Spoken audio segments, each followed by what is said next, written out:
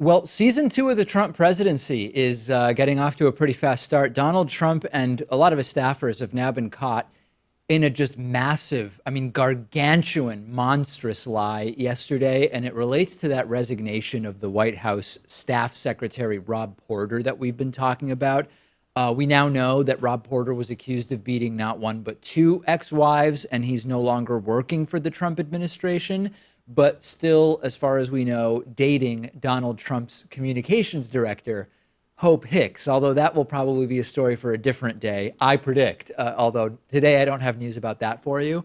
And the questions about Rob Porter have been, when did the White House know that a security clearance was going to be a problem for Porter because of the allegations that were out there against him? And the Trump White House and Trump and people around Trump, they've all been insisting multiple times that they just didn't know, right? We just had no idea. We found out very recently for the first time, and nobody knew anything. Nobody was covering anything up. Nobody was allowing Porter to be here despite knowing that he had serial wife-beating allegations out there against him. However, we now heard from FBI Director Christopher Wray, who testified yesterday and in no uncertain terms whatsoever said, listen, we started communicating with the Trump White House about Rob Porter's issues in March of 2017, nearly a year ago. Here is Christopher Wray, the FBI director, who of course is only there because of the chain of events started by Donald Trump's firing of James Comey, completely contradicting what the White House has told us about what they knew and when about Rob Porter. Vice Chairman Warner highlighted in his opening statement the importance of an effective security clearance process. Right. So I've got a question for you, Director Wray. Was the FBI aware of allegations related to Rob Porter and domestic abuse? And if so, was the White House informed this could affect his security clearance? When were they informed? Right. And who at the White House was informed? Well, Senator, there's a limit to what I can say about the content of any particular background investigation for a variety of reasons that I'm sure you can appreciate. I would say that the background investigation process involves a fairly elaborate set of standards, guidelines, protocols, agreements, et cetera, that have been in place for 20 plus years. And I'm quite confident that in this particular instance, the FBI followed established protocols. So was the White House informed that this could affect his security clearance? That's a yes or no. Right. I can't get into the content of what was briefed. What were they informed? What I can tell you is that the FBI submitted a partial report on the investigation in question in March, and then a completed background investigation in late July. Huh. That is, soon thereafter, we received requests for follow-up inquiry, and we did the follow-up and provided that information in November, and that we administratively closed the file in January. And then earlier this month, we received some additional information, and we passed that on as well. Okay. That's right. The FBI submitted a partial report almost a year ago in March of 2017. They finished the background in July of 2017, and then they had further follow-up later on in 2017. But the resignation didn't happen until February of 2018, and they're all complicit in the lies. Deputy Press Secretary Raj Shah said last Thursday that the background investigation was ongoing. Well, they had an initial completion of that background investigation in July of 2017. Press Secretary Sarah Huckabee Sanders, an all-around horrible person, said something very similar when asked really specifically whether last Tuesday was the first time that any of this was known. And here's how Sarah Huckabee Sanders responded to the question. Specifically, though, had he learned at any time before last Tuesday, when this story was broken by the Daily Mail, that there was any allegation of any sort leveled by any person against Rob Porter?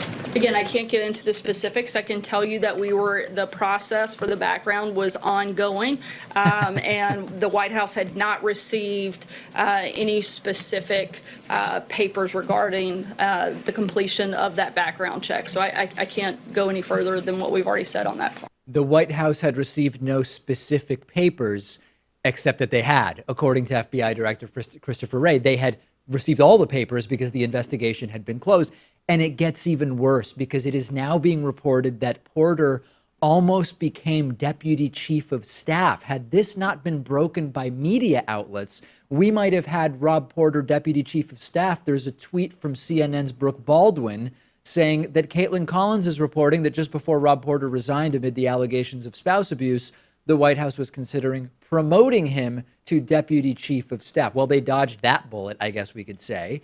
And then the most recent wrinkle is that Sarah Huckabee Sanders says that even though it appears as though the White House is saying one thing and the FBI is saying something different, that they're both somehow telling the truth. The White House is telling the truth and Christopher Wray is telling the truth, which seems hard to believe because they're saying very, very different things.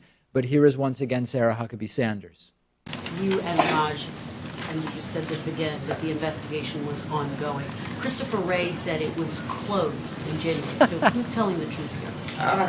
Both. As I said, the FBI portion was closed. The White House Personnel Security Office, who is the one that makes a recommendation for adjudication, had not finished their process and therefore not made a recommendation to the White House. Let me just clarify one more point. You said yesterday that you didn't get any paperwork from the FBI. Chris Wray said that he did submit paperwork at all the various moments that were. Again, that would come through the White House Personnel Security Office, which had not completed their investigation and not passed that information to the White House. That you did receive paperwork.